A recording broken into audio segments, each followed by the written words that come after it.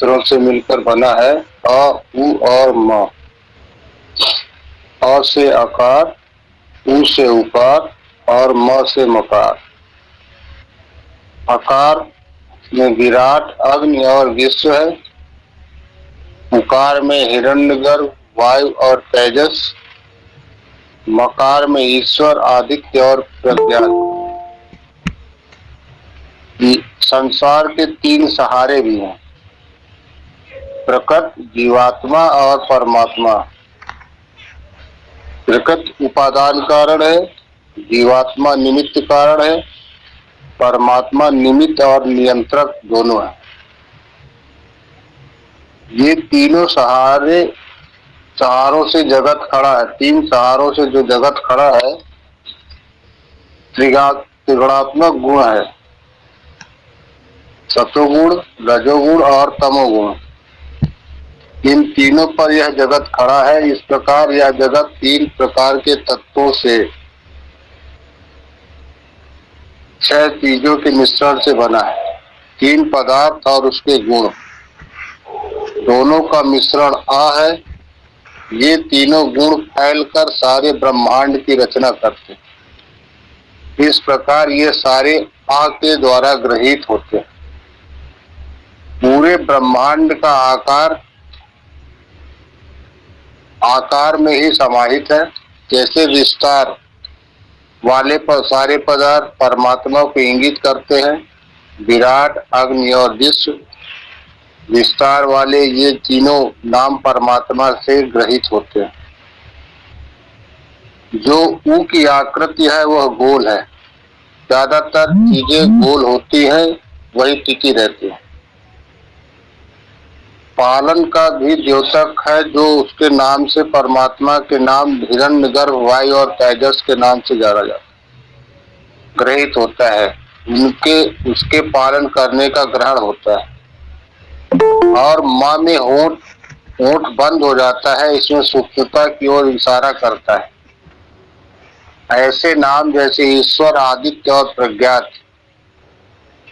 माँ में ही संहार होता है। जैसे आ से निर्माण, ऊ से पालन और माँ से संहार है। परमात्मा के ये तीनों कार्य होते हैं, इसलिए ईश्वर का नाम ओम है। ईश्वर का नाम अग्नि भी है, जो ज्ञान स्वरूप, सर्वज्ञ, जानने, प्रतीत होने और पूजा करने योग्य है, इसलिए ईश्वर का नाम अग्नि। ईश्वर का नाम विश्व है। इस विश्व प्रवेशने धातु का आचार्य जी ने बताया है, जिसमें आकाश आदि सब भूत प्रवेश कर रहे हैं अथवा जो इससे व्याप्त होके प्रविष्ट हो रहा है, इससे परमेश्वर का नाम विश्व है। परमेश्वर का नाम हिरण्यगर्भ भी है। जैसे सूर्य आदि तेज वाले लोग उत्पन्न होके जिनके आधार रहते हैं, अथवा जो सूर्य आदि तेजस स्वरूप पदार्थों का गर्भ नाम उत्पत्ति और निवास स्थान है, इससे हिरण्यगर्भ नाम परमेश्वर का है। ईश्वर का नाम वायु भी है, जो वात चराचर जगति दुरति बलिना बलिष्ठा स वायु, जो चराचर जगत का धारण, जीवन और प्रलय करे और सब बलवानों से बलवान है, इसलिए ईश्वर का नाम वायु है। विराट, जो विविध नाम चराचरम जगत प्रचयति प्रकाशयति स विराट विविध, अर्थात जो बहु प्रकार से जगत को प्रकाशित करे, इससे इसका नाम विराट है। ईश्वर परमेश्वर का नाम विराट भी ग्रहण होता है। अब इसके आगे और कोई अपने व्याख्या करें जो सुने हैं लोग।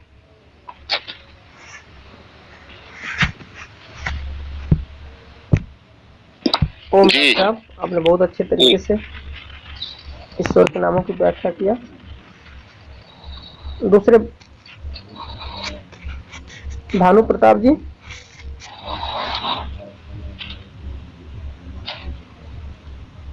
ओम।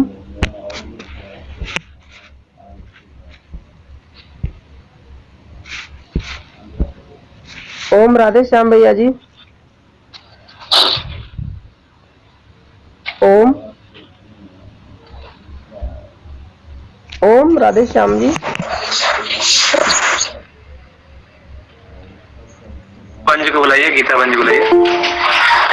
ओम गीता, गीता बहन जी।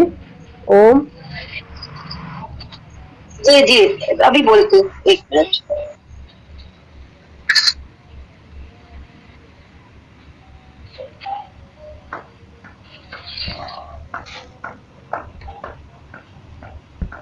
विराट में आचार्य जी ने ये भी कहा है कि विराट कार्यक्रम, जैसे लोग बहुत बड़ा कार्यक्रम करते हैं, तो जो भी ईश्वर के नाम है उनके गौड़िक कार्मिक स्वाभाविक व्यक्तियों के नाम के कारण रखे जाते हैं नाम।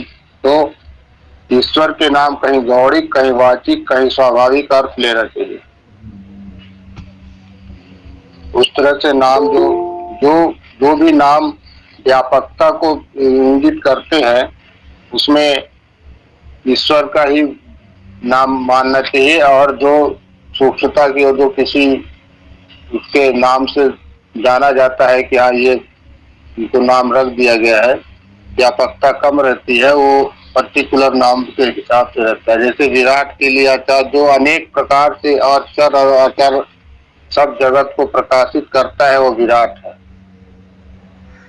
प्रकाशित करने वाला, जो सब में प्रकाशित करता है, वो विराट है। जिसको देखकर आंखें खुल जाती हैं, बहुत बड़ा कार्यक्रम होता है जिससे विराट कहते हैं, चकाचौंध हो जाता है। अग्नि माने आग, ज्ञान स्वरूप, सबको जानने वाला, सबको प्राप्त होने वाला, सबके द्वारा पूजनीय लगता है और जलता है तो सबको प्राप्त हो जाता है, प्रकाशित हो जाता है। भौतिक अग्नि है और आध्यात्मिक ये विराट सबके अग्नि जो अग्नि है, वो आध्यात्मिक अग्नि ईश्वर के नाम से जाना जाता है। संसार विश्वाणि भूतानि, जिसके अंदर सभी प्राणी प्रविष्ट हो रहे हैं, उसका नाम विश्व है, इसलिए विश्व माने परमात्मा है। समस्त प्राणी धरती पर रहते हैं, इसलिए धरती का नाम भी विश्व है।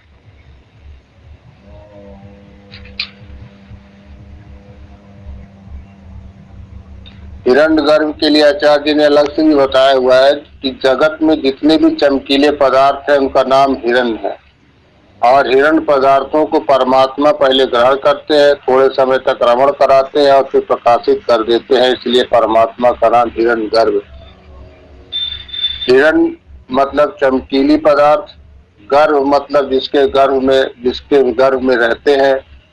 गर्भ मतलब ग मतलब ग्रहण करना, र मतलब रमण कराना, भ मतलब प्रकाशित कर देना, लेना, रमण करना और प्रकाशित कराना। सामान्य गर्भ में माता पिता से ग्रहण करती है, 9 महीने रमण कराती है और 9 महीने के बाद प्रकट करती है। परमात्मा जगत को ग्रहण करता है, 4,32 करोड़ वर्ष वहीं रोके रखता है, और 4 अरब 32 करोड़ वर्ष बाद और ग्रहण को फिर रमण कराता है, और 4 अरब 32 करोड़ वर्ष के लिए उसको प्रकट कर देता है। इसलिए हिरण्यगर्भ ईश्वर का नाम कहा गया।